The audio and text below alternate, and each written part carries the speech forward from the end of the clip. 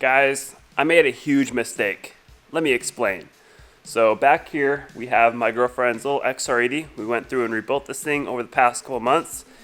And so about a month ago, I was finishing up, putting the graphics on, getting the seat cover on, and I was kind of in a rush because the next day I was proposing to Haley, my girlfriend, or now fiance. So I was kind of rushed getting the thing done. I wanted her to be able to ride it. That was kind of the whole plan. We start out riding the dirt bikes in the morning, head up to the hills, go for a hike, and then I proposed. Everything went perfectly except for the fact that I forgot to put oil in her bike. Dumbest mistake ever. I'll give myself a little grace because I had so much more on my mind, obviously, with proposing the next day. So how that happened was I took the engine covers off to powder coat them, and while the engine covers were off, the bike was like halfway apart, so I didn't really think of putting the oil back in at that point. I figured once I finish the bike, I'll put oil in it, done deal. But that never really happened because I had so much more going on. My mind was just flooded with everything with the proposal, so that's how that happened. So don't ever forget the basics, guys. Check your oil, check your fluids before you go and ride. And if you make a mistake like I did, just learn from it. I didn't really dwell on it too much. It's actually kind of funny now that I think about it, and we can go ahead and just move on and get the thing fixed up. Now what we're doing today is pulling apart the top end of the engine to see the extent of the damage. And we only ran it for probably 5 to 7 minutes with no oil. I mean, there's still a little bit of residual oil in there, but I think the majority of the damage is gonna be in the top end. So let's dig into it right now. This should be fun. Now to get to the top end, I'll have to pull off the seat and gas tank.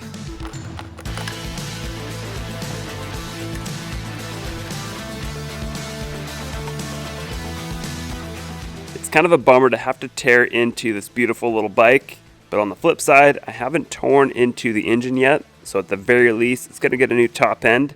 Now to get into the top end, we'll obviously need to pull off the valve cover and the carburetor. I should probably wipe off some of this dirt around the valve cover so that way it doesn't drop into the engine.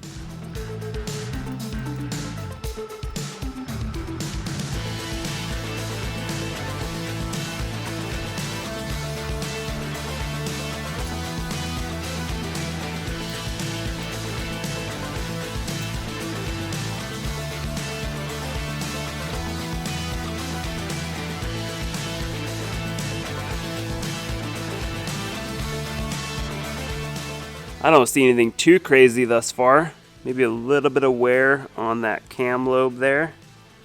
But you can see there's still a little bit of oil in areas, so I don't know if it'll be too bad. Now where I go from here is I'll need the engine at top dead center. So I'll pull off the flywheel cover, spin the engine over with the flywheel, and then I can remove the timing chain, timing gear, camshaft, and rocker arm assembly. So pretty much every engine is going to have markings on the flywheel to indicate top dead center and timing. So right there, we've got a T and an F, I believe. So that T, we're going to line up with the marking on the crankcase. So right there is top dead center. You can notice it's not on the compression stroke because the flywheel spins kind of free. We have a little bit of play in the rockers there. And you also notice on the cam gear, there's a marking that faces upward, that O. So that indicates top dead center as well. But as you can see, the bolts for the cam gear, we'll need to kind of spin the flywheel around to get access to those. And actually, before I pull off the cam gear, I want to loosen up the tension on the timing chain. And I'll do that by pulling off this bolt along with the holder plate. And then we can just go ahead and pull off the top cam chain adjuster. Just pulls right out, and that'll loosen up the cam chain completely. Then we can just spin the flywheel around to get access to those cam gear bolts.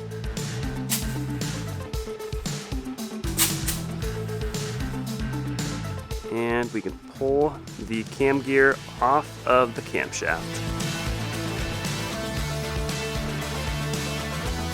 Yeah, the 4-strokes are definitely a lot more complicated than a good old-fashioned 2-stroke, but honestly, if you take your time and you're patient anyone can work on one of these. So next up, I'll be pulling off the camshaft and rocker arm assembly.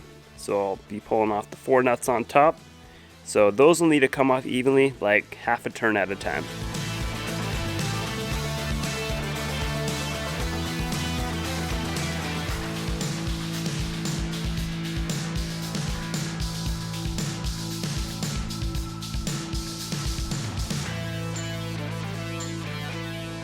Now with the cam and rockers off, we can really dig into this thing and see if there's any damage to the head. Now the biggest thing I was worried about were these cam journals. So the cam rides directly in the head, and these are aluminum, and the cam is steel.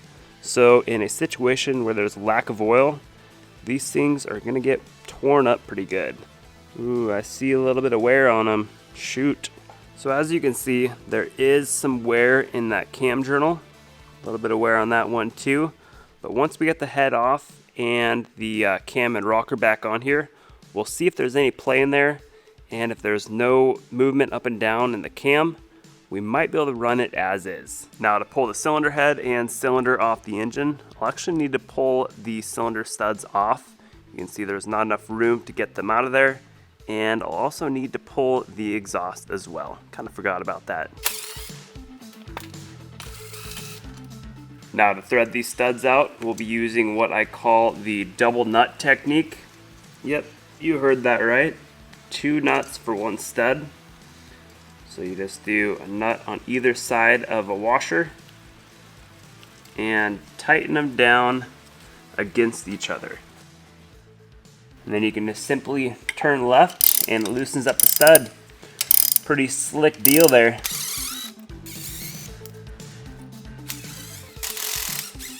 Alright, now the head can come off. We can just drop the timing chain down inside of there. Go ahead and wiggle this thing off of here and see if we find any more damage.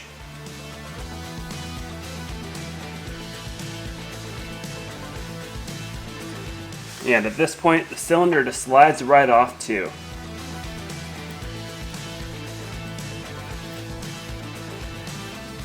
It actually looks like there's still a good amount of oil left in this engine, which probably saved it from a lot more damage. Take a look at this piston. Wow, it actually looks pretty good considering there wasn't much oil in there. I'll go ahead and pull that off right now.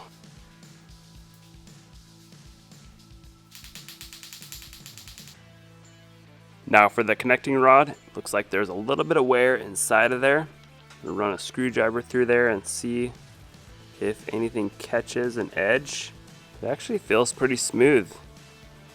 Maybe a little bit right there, but I think the majority of that is mainly just heat markings. So I would say that's fine. And it doesn't feel like there's any up and down or side to side play in those lower connecting bearings. So the camera I've been using on the channel over the past couple years is a Canon 80D, and lately it's kind of been crapping out on me, so I figured it was time for an upgrade. So yesterday I snagged this Sony a7 III with a 24-105 lens, and I think you guys will really love this setup. So let's say goodbye to the Canon and welcome to the Sony. Well, what do you guys think? This thing should be a lot higher quality and some better color as well. I think this thing should be a huge upgrade over the old Canon. So what we got next is we're going to check out the cylinder head and the cylinder, figure out the extent of the damage on those, and then probably clean up the gasket surfaces, lap the valves, hone the cylinder, and just kind of get everything ready to go back together. Let's take a peek at this cylinder. The bore shouldn't be too beat up. So these have a steel bore. They're not nickel plated or anything. Looks like it's got some oil staining from over time. Maybe a little bit of heat staining as well. But I don't really see any scrapes or scratches. I think all of that should hone out. And now for the cylinder head.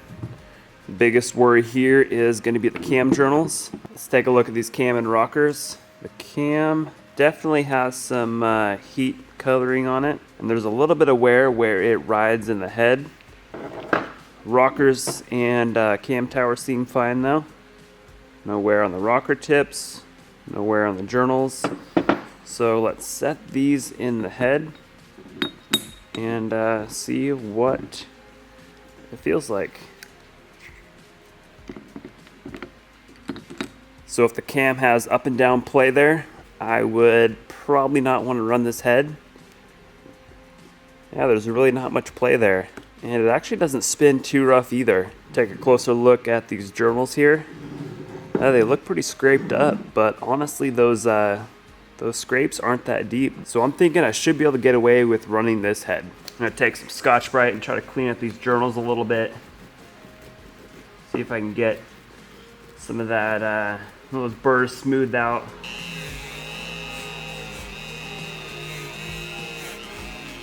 So I went through and cleaned up the journals with Scotch-Brite. Seems like it smoothed it out pretty good. Didn't really remove any material, it feels like. And the cam, I went through and did Scotch-Brite on that too. I know what you guys are thinking, oh, Scotch-Brite fixes everything. But in reality, it does help smooth out some of those burrs.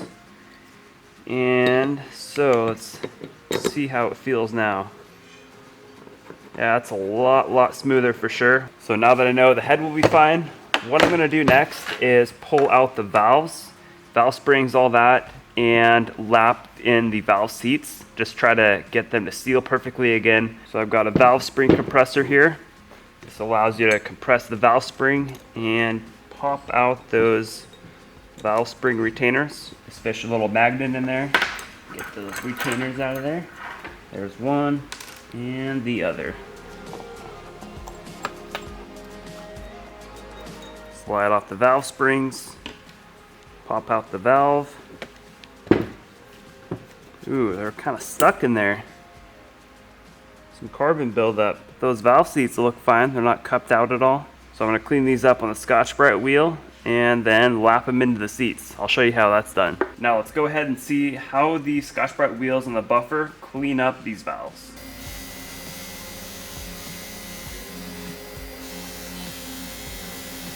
Definitely cleaned them up pretty good. Wow, big difference there. So what's nice about these finer wheels is they'll remove the carbon, but they won't remove the actual material. So the material loss is pretty minimal. And then if you have some really heavy carbon buildup, you could use the rougher wheel, but you gotta be really careful with that because it could remove some of the steel and kind of warp things a little bit. Now with the valves all cleaned up, what I'm gonna do next is lap them into the valve seats. So essentially what we're doing here is creating a perfect sealing surface between the valve and the valve seat. And we do that by putting this valve grinding compound on the valve seat or the valve sealing surface and then spinning it around with a drill, and that'll smooth out the contact between the two of them and create a perfect seal. Good idea to wipe those valve seats down. That way there's no dirt or anything screwing them up as you're lapping them. And then for the valve itself, you're gonna wanna put a piece of hose over the end of it so that way the drill doesn't chew up the valve. I'm gonna put a little bit of this compound on the edge of the valve, drop it into the head. Then we're just gonna spin that valve at a low speed, kind of go in and out to reseal that valve seat.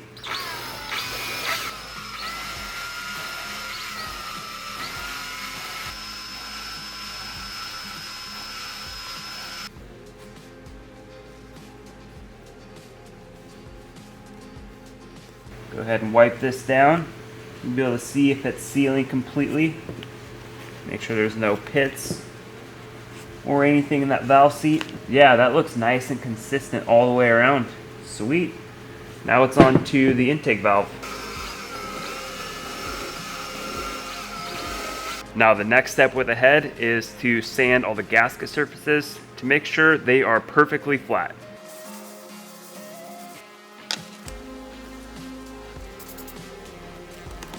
Alright, so the setup I've got here is a 1/4 inch piece of glass. Glass is known to be perfectly flat. And then I glued a 320 grit sheet of sandpaper to it. Just used some of this 3M spray adhesive. Obviously make sure there's nothing underneath the sandpaper there as far as like dirt or debris. And then I'm gonna spray just some lubricant here on the sandpaper. Yeah, so that should sand everything just perfectly flat.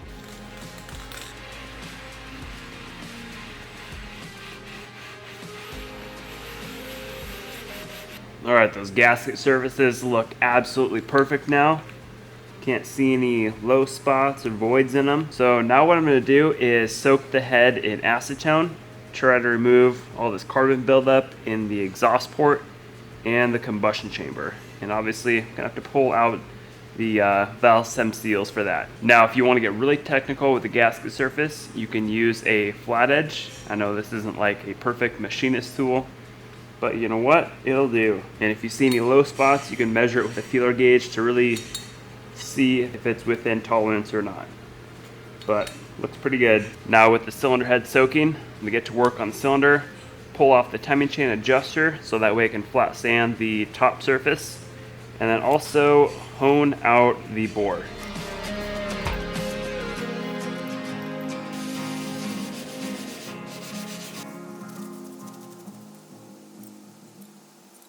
Got the head and cylinder all cleaned up, used some Scotch-Brite and aluminum cleaner. Turned out pretty good. Got most of that carbon buildup off the head. Still a little bit left in the exhaust port. Would have been nice to use a vapor blaster on these, but they'll do for now. Now to hone the cylinder, we will be using this ball hone I snagged from Rocky Mountain, along with a penetrating lubricant. Of course, we'll need a drill too. Speaking of Rocky Mountain, I was browsing around on their website today and noticed they had a ton of deals for Cyber Monday. Now, Rocky Mountain's the type of company that doesn't really do deals or big sales that often.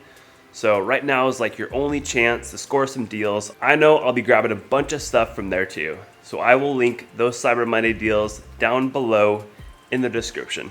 So ideally, you want the hone to spin around 1500 RPM, and you always want to be moving up and down in the bore. You don't want to stay stationary. The material will wear off pretty quickly if you do that. I'm gonna spray down the bore with a little bit of lubricant, as well as the hone. And now it's a matter of just diving in and honing it.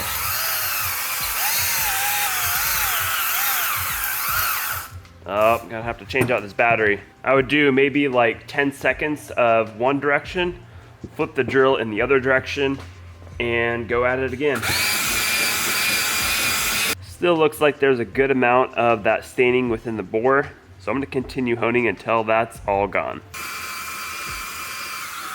So this is about as good as we're gonna get it with a hone. There's no vertical scrapes or scratches, so just that kind of staining or a little bit of pitting that we're working with, and we'll still be able to get a good ring seal, but it ain't gonna be perfect. Now it's back to the cylinder head. I'm gonna install the valves and check to make sure the valves are sealing perfectly. I'm gonna dab a little engine oil on top of the valve guide, just so that seal slides on easier.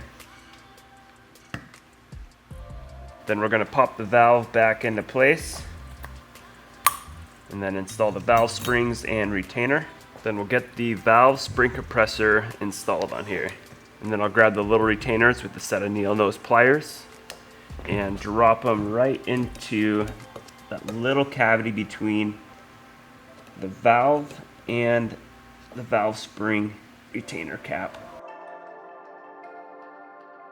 Then I'll just slowly loosen up the compressor. I like to get them kind of centered in there.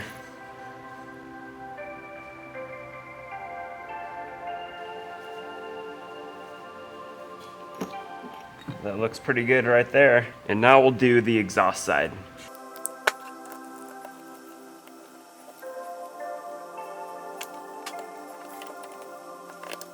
And now we're gonna check to make sure the valves seal completely with the seats. And the way I check for that is to tilt the head up like this and pour water into the port. And if you see any water seeping out on the other side of the valve, that means you got a leak somewhere and you got to fix the valve or the valve seat. So it looks like we've got a little bit of water dripping out of the bottom of the intake valve. So I'm going to pull it out, give it another spin on the drill, and hopefully that seals it up a little better. Now the reason why you want a perfect valve seal is because if you have a leaky valve, it's going to be losing compression out the exhaust or through the intake port, and essentially you're going to have lower compression than what you should have. Alright, did another quick lap job on the intake and exhaust valves. Got water inside the port there. Let's see if it's sealing now. Oh yeah, we're golden.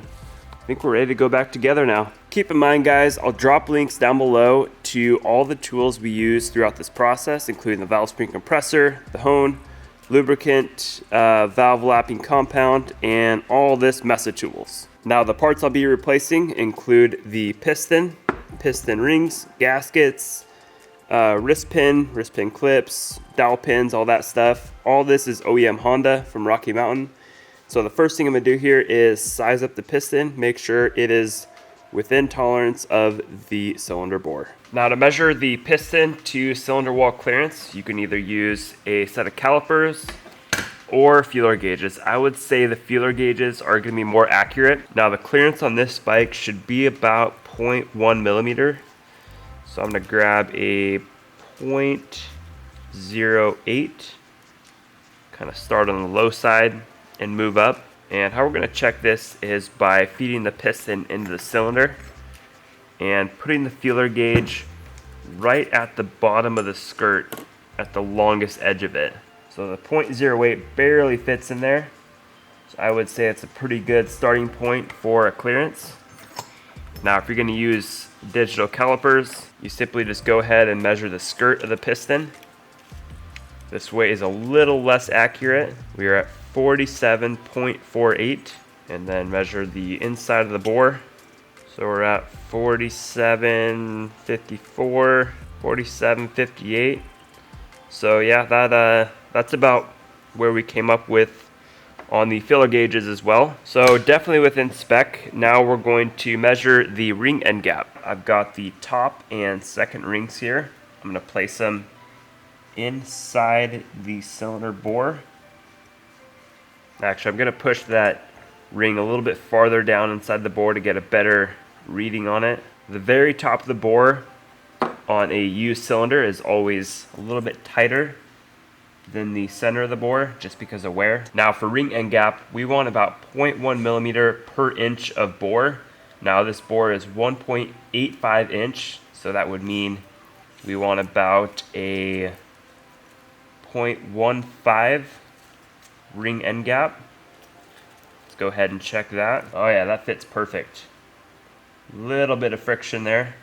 I'm gonna bump it up one more size and see where we're at. Let's go to 0.18. All right, let's go ahead and check the other ring now. Yeah, that one looks good too. Now we're just gonna set up the rings on the piston. Okay, so what we have here are a couple different style rings. We have the oil rings right here, and then the top two rings. These are the ones that build the compression, and these are like the oil scrapers. They keep the oil on the piston. So first off, we're gonna start with the oil rings. These go on the very bottom groove of the piston. The ends of the oil ring should just butt together like that. And then we've got the rings that go on either side of the oil scraper. I'll put this one on the bottom side.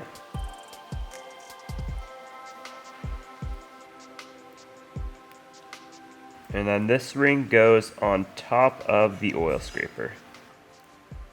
So now you'll notice the end gaps for the oil rings are lined up. So I'm gonna take one of those rings and spin it 180 degrees around. And now we are ready for the top two rings. So we're gonna put a little oil on these rings here. Some engine oil. And so with these rings, the markings on the ring are gonna be facing up. And the silver one is the top one. Black one is the second ring. Kind of just pry them apart with your fingers. Feed it onto the piston. Try not to scratch it up too much. And into the groove we go. And then same thing for the top ring. Once the rings are in the grooves, you want to make sure they spin around smoothly. They're not catching up on anything. And now for the ring end gap, you want these spaced out about 120 degrees from each other. Take the top ring, spin it around toward the intake port or intake side. And you don't want these top compression rings lined up with any of the gaps on the oil ring. Looks like this one's lined up. I'm gonna spin these around a little bit more. Yeah, it looks pretty good right there. Now before the piston goes on the bike, I like to pop in one of the circlips on the bench. So I'll just get one edge in there and then kind of just push it right in. Helps to have a little screwdriver. A little flat blade will help that thing pop in. I have to get my gloves stuck in there. Ah, that always happens. Get out of there. Alright, in it goes. Now as far as positioning of the end gap on the circlip, you can either have it at 6 o'clock or 12 o'clock. Right now it's at 6 o'clock. I prefer to go at 12 o'clock. I'm going to spin this around in the groove. Alright, that looks good right there. Alright, piston's ready to go on the bike. I'm going to put a little oil on the wrist pin. And then make sure the exhaust side of the piston is facing toward the front of the bike. Slip it over the rod and slide that wrist pin right through. And it's always a nightmare if you drop that second circlip in the bottom end. So just to be safe, put a little rag right there. Also in the timing chain hole.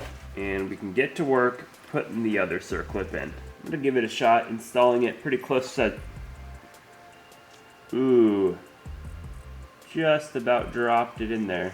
Good thing we had that rag there. What I was saying is I'm gonna try to install this thing at pretty close to 12 o'clock. So that way I don't have to spin it around. In we go.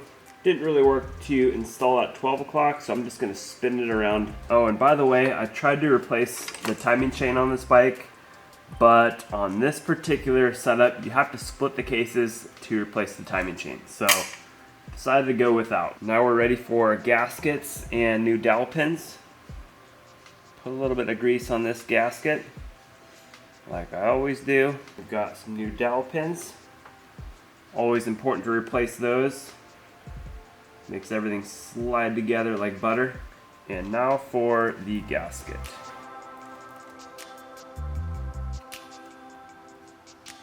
Gonna have a little layer of grease on the cylinder base as well. And we'll definitely want to put some oil on the piston skirts, a little bit on the rings. You don't want to overcoat it, but it is important to have some oil on there. Now if you put too much oil on your rings, they may not seat as well as they should.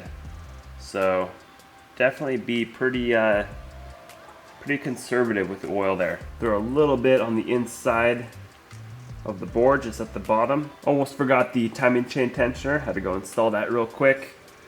But give those ring end gaps one last final check. Make sure they're about 120 degrees apart, and then we can slide on the cylinder. So we're gonna compress that top ring the best we can by hand.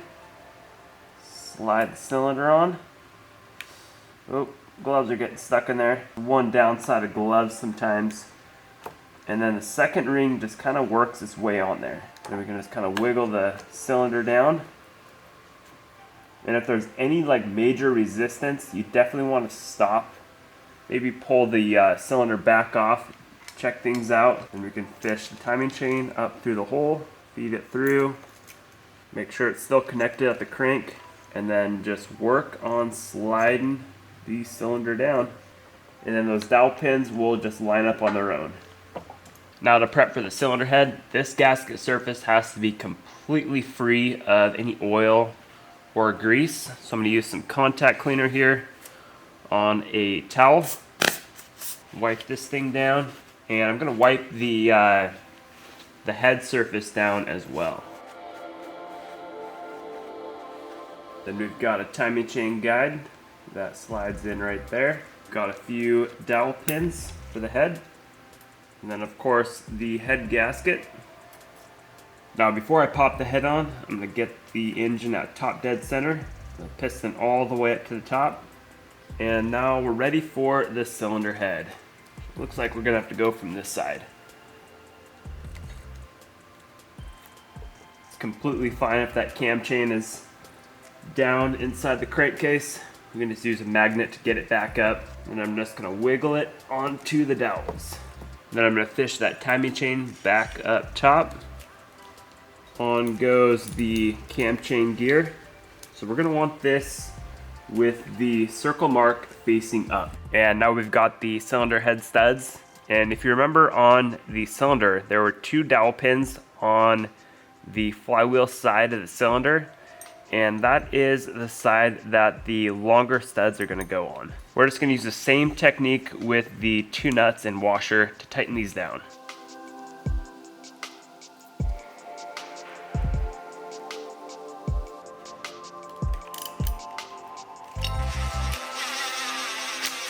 These studs should be torqued to about 18, 16 foot-pounds, somewhere around there. Now we can drop in the cam and rockers, but obviously we're gonna wanna pour some oil in these journals, so that way the cam doesn't starve on startup. Got a few more dowel pins up here. And now we're ready for the rocker assembly. On go the nuts and washers. Then we can snug them down and torque them to 14 foot-pounds. And of course, we're gonna go in a crisscross pattern here. You wanna have everything equal as you're tightening it down. Once we get this bolt on the side of the head tightened down, we can tidy up the cam chain and tensioner stuff. Now we can pop the cam gear onto the camshaft. You have to spin the motor around a little bit to get those holes to line up. So there's 2 different bolts for the cam gear. The black bolt goes on the right side.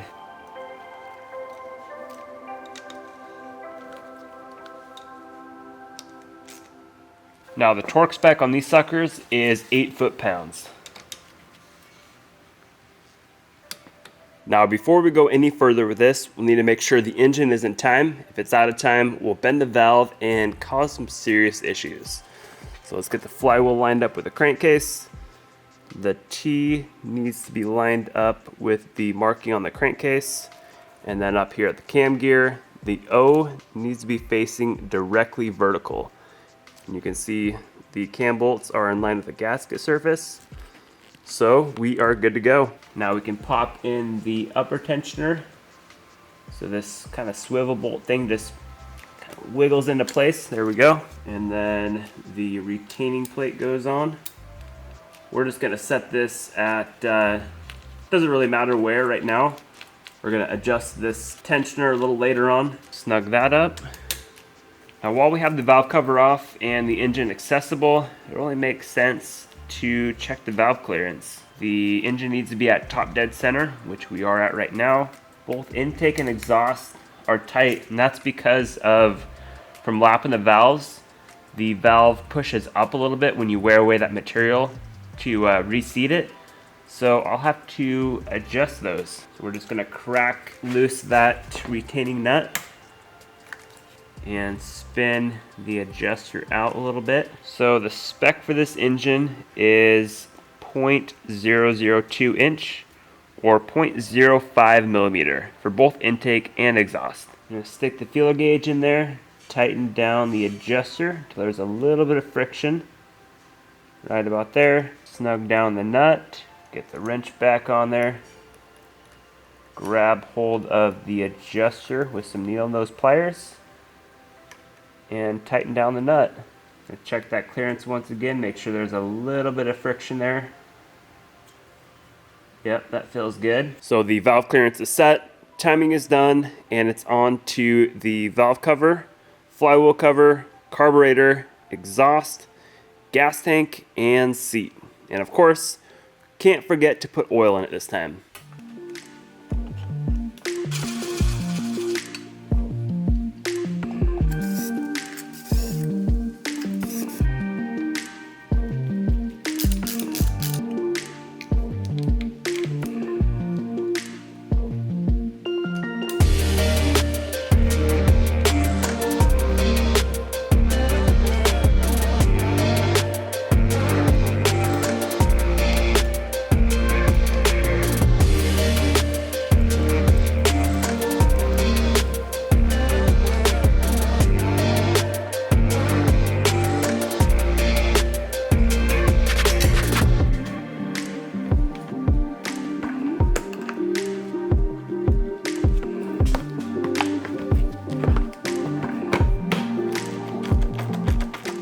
All right, here's what I should have done a few weeks ago, and I completely spaced on it.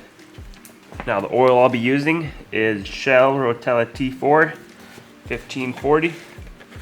Had pretty good luck with this stuff in the past.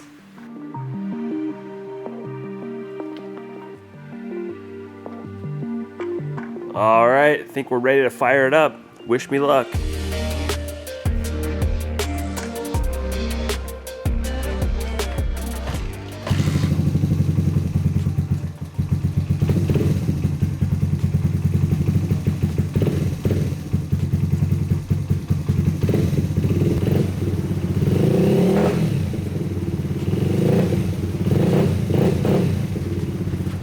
So she fired up second kick, which I wasn't really expecting. Seems to run pretty good, but before I get too carried away, I need to set the cam chain tensioner. So how this works is the bottom one right here, you just loosen up the lock nut on there. So you do that while the engine's running, and it kind of just sets itself, and then you fine tune the adjustment up here. So you loosen up the bolt, turn this adjuster here, or turn this flathead until the cam chain is at its quietest point. Then you just tighten up that bolt and you are set. So pretty simple stuff.